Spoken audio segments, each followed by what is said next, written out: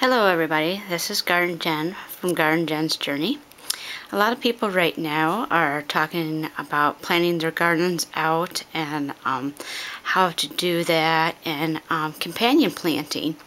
And I thought I'd show you my garden plans and my layout and how I plan my garden.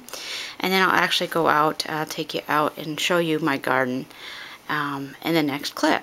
So this is my blueprint for. It's blue because I have painter's tape on the back, and then it's covered with shipping tape on the front, so it's kind of waterproof. Okay, here is my garden layout, and it does change a little bit because when I went out and I laid out my garden, I realized some of my beds are a little off, so it'll change a little bit, but not much. But anyways, this is how I laid it out. This is my one entrance here. And then I have another entrance over here, and then this wide path here is where we can get a garden tractor in and out for hauling things like mulch, or if we have a heavy load of squash and stuff in the at the end of the year, we can use our garden tractor to take it out. And then the rest of the paths are smaller, and a simple wagon and footpaths can get in here. But anyways, and as you can see, I have them numbered. And this one's a new one here. They'll have to number, but they're numbered there. And then I put in my obstacles. I have a compost bin sitting here, a greenhouse my husband just put in there. And then, of course, my potato bed is a permanent bed there, so I made sure I put that in. And I have a rose garden right here. So those are kind of like obstacles right now. And I also have potatoes that sit here. It's a permanent potato bed as well. But anyways, I use graph paper because I do square foot gardening. So as I lay the gardens out, you can see there's grids. Each little box here represents 1 square foot of this bed. So this bed, it's an odd shape, but it's because I have an angle bed here. And so I kind of mimicked that with this to make sure that I had the path that I need to get around it. And then I'll probably put, because I did have paths through here, but for this one and this one I'll probably do a small planting in between because I can still reach across here, and still to minimize waste. For a couple others I'll just have a small section of planting here as well. So like I said, these are being redone a little bit. But anyways, this is my blueprint. This is what I kind of go off of and lay out the whole garden. And then I go to another piece of paper. This again is graph paper. It's a bigger grid. I think this is a 1/2-inch grid. I'm not sure. I'd have to look it up. But anyways, this is my garden beds, my actual garden beds, and they're numbered, and they correspond with the different beds in here. And they're not in an order, or they're not laid out like that. They're just laid out however they'll fit on this piece of paper. And then, as you can see, each bed, I actually have gone in and marked what each bed is. Like bed number 1 here, I have 2 tomato plants. And then I have, let's see what else. I'm trying to read it upside down, so let me turn it around here. You can see my little key here. I have kale, marigolds, dill, and basil. You can see them there. And then I also have peppers over here. And so you can see there's a lot going on in here. And this is companion planting at its finest. This is where this whole group of plantings works together. The marigolds work with all these, and the kale gets along with the Swiss chard in the back. They all work together, and these are all companions. None of these compete against each other, and that's very important because in gardening, especially if you want to do companion plants, you have to make sure that your plants aren't going to fight each other, and there's some plants that don't get along, so you don't put them together. Anyways, that's one bed, and over here we have another bed, again tomatoes. I have 3 to 4 different varieties of tomatoes, so I make sure that I keep them away from each other so there's no cross-pollination. I have carrots in here and bok choy, and again, all these plants get along and they'll work as a group together. This bed is really busy, as you can tell. It's got a lot going on, a lot of companion planting in here, and then this whole bed will fill up. So, and then this bed down here, again, I got a lot going on. I got 3 different kinds of carrots growing here, plus peppers and things like that. And then my other beds. This bed here is, I'll show you when I get out to the garden. The way it's designed looks odd, but that was the way that it was actually going to fit in my garden, because over here on the garden, on the map here, and you can't see now because I completely destroyed this area, but I have rhubarb sitting right here, which would have been over in this area, and so I wasn't sure exactly where this sat, so my bed was really shaped funky. But this bed's completely different as far as its shape, but I'll still have the same plants here, the same group. It'll just be planted in different shaped beds. But as you can tell, I have a lot of plants in this bed here, and they all get along, they all work together. I have turnips, Brussels sprouts, I have some sage over here, let's see what else, beets, nasturtiums and marigolds, celery. This is Utah tall celery here. Again, tomatoes, peppers, spinach. And then this line here, the squiggly, this goes along with this bed here. These are actually going to be 2 beds together. And this is going to be trellis that's going to connect these 2 beds here on my little map here.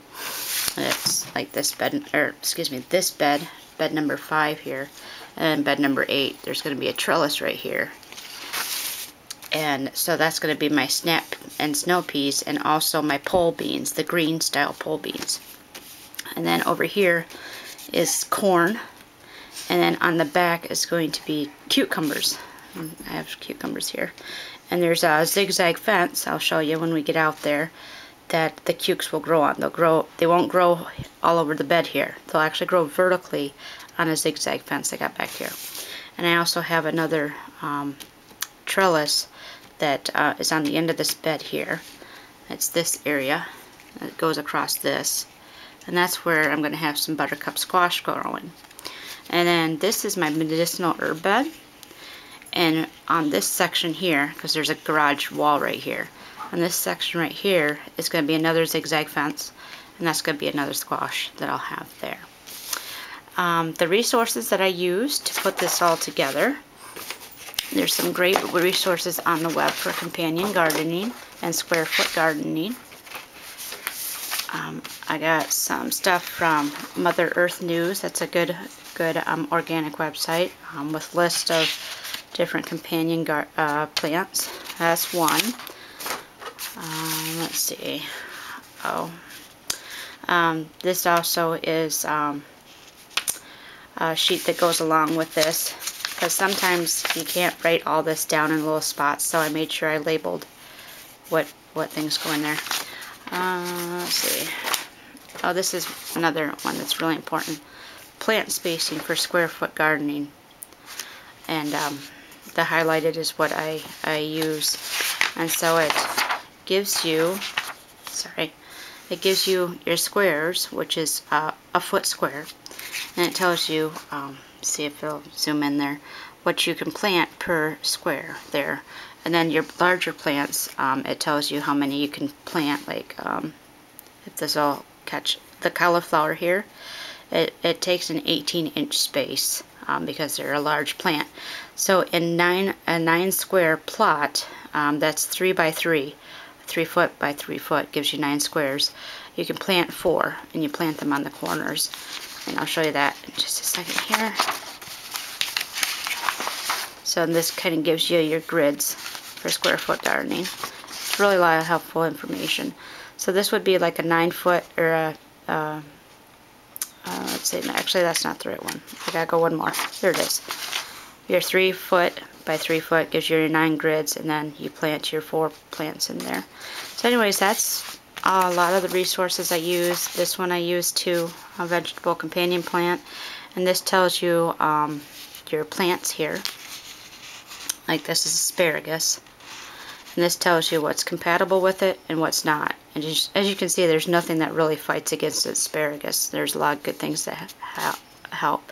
And then these are beans, regular green beans, dried beans, all your beans. Again, it gives you what is compatible with it and what's not. With beans, you don't plant garlic, onions, peppers, or sunflowers with. They just fight each other. And then, you know, it just continues on.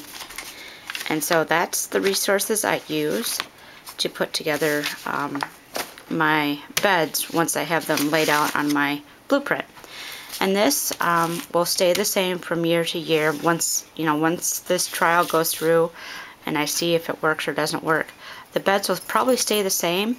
And then depending on how well this works, each individual plant, I might keep this the same as well. That way I don't have to keep replanting next year. If I find something doesn't work too well, or if I need more space, or if I have too much of one plant, not enough of another, I'll tweak it a little bit. But this, my garden planting is pretty much done. So now I'll take you guys outside and I'll show you what the garden's looking like at the moment. We're just nearing April. It's the end of March right now. So still really nothing going on here in Zone 5. Just getting all my gardens laid out. So bear with me. I'll take you outside in just a few. Alright, we're out in the garden. Please don't mind the clutter. We've had a couple storms through here, and so things are blown a little over. It's kind of neat because we needed some rain for the refreshing of the garden, and the Lord provided.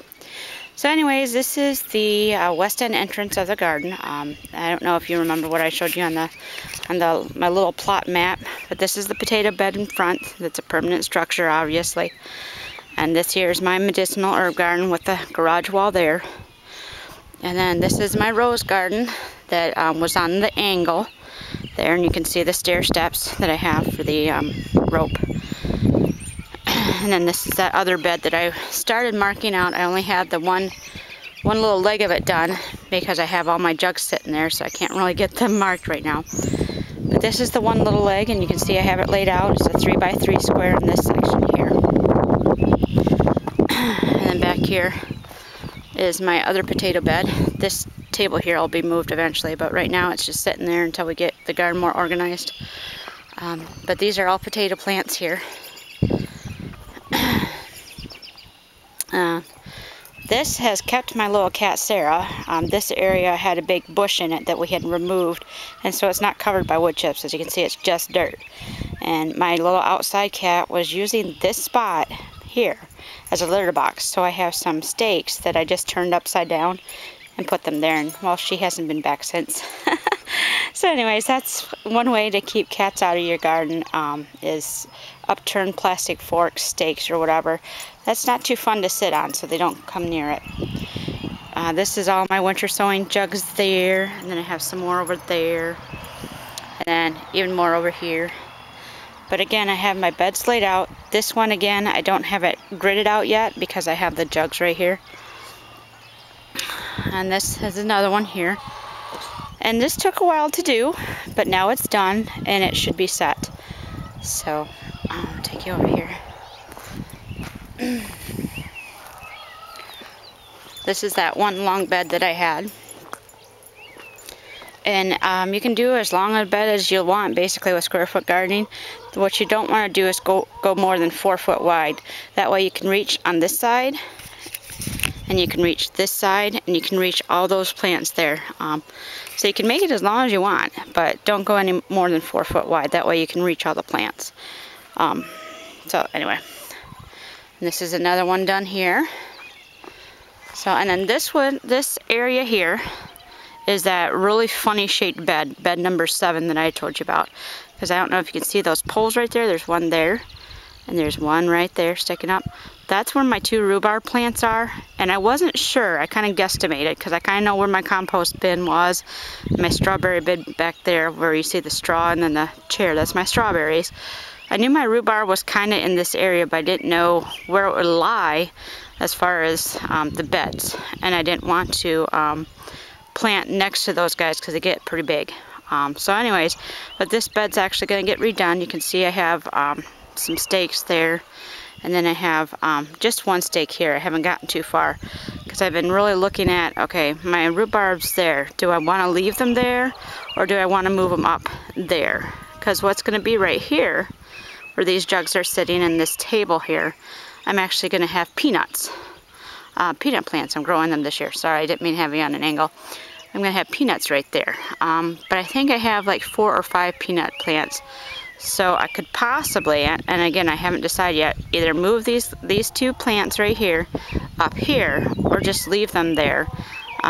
Rhubarb does really well getting transplanted. At first it looks like you killed it, but it comes back with a bang. Either that, or just, you know, finagle my bed a little bit differently in this area so I can still get back there, you know, to the rhubarb, because you need a path to get back there into the strawberries. But anyways, that's a work in progress. That's the one bed that just didn't work out the way I had planned on paper. And that's one of the reasons I do the planning. That's why I lay it out. I mean, yes, it's only March. Can't plant for another month and a half here. But I needed to get it laid out so I could see what it looks like on the ground. And then if I need to, like this bed here, work it out differently. Put it on, and then once I know how I'm working it out, plan it out on the paper so it maximizes my space. This is the zigzag fence I was telling you about. This is where the corn's going to grow, and then the cucumbers on the back there. And then my kettle panel arbor right there, that's where the butternut's going to grow. It's up there. And then back here, again, I showed you this monster area before. It's got a bunch of junk back here that's going to be cleaned up. But this has a kettle panel fence right now. It's just to kind of help keep the dogs out, so they're not free roaming. But that's going to be taken down, and we're going to do the zigzag fence there as well, and that will grow another type of squash. And then here will be some more medicinal herb plants that I have. This whole garden bed should be basically medicinal herbs, because I do a lot of natural remedies and things like that. And then back where all that crap is back there, once that's all cleaned up, I have elderberry bushes that will go back there, and they'll fill that area up. So it'll be nice and full, and I'll take use of that spot that's right now not looking too good. In case you're wondering, with all these jugs here, those jugs there's 200 jugs. And then these jugs here are for our landscaping business. We're going to be selling some annual flowers, herbs, and veggies. So those are specifically for the business there. And that's about another 30 jugs. So we got over 230 milk jugs planted. And then my compost bin, I put anything in here that my chickens can't compost. Otherwise, my ornery girls who are on that side there, they're the ones who do my composting for me. And this is my greenhouse. I've showed you it before. But just to remind you guys, or those who've never seen it, this is the Harbor Freight 6x8 greenhouse. And it needs a lot of finagling in order to get this puppy up, get it insulated, get it working. But for something cheap, it works okay. And in here is, these are the elderberry bushes I was telling you about right here and right there. And this is my ginger plant I just brought outside. I've had it inside all winter, and I actually took the ginger out and removed the roots, and I have 4 little starts there that I planted that will grow into a new ginger root. So I'm kind of excited about that. And then I do have some things planted in here, but not much, because this greenhouse does not keep the heat. It'll get really hot during the day, but at night we're still in the 30 degrees, and so it gets cold in here still. I do have some spinach and lettuce, the colder weather crops that are planted in these containers here, and they're covered so they stay warm and condensated for now. But once they sprout, you know, I'll take the covers off because they'll grow just fine out here.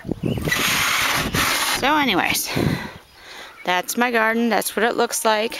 This is how I do companion planting, square foot gardening, and winter sowing all together in one.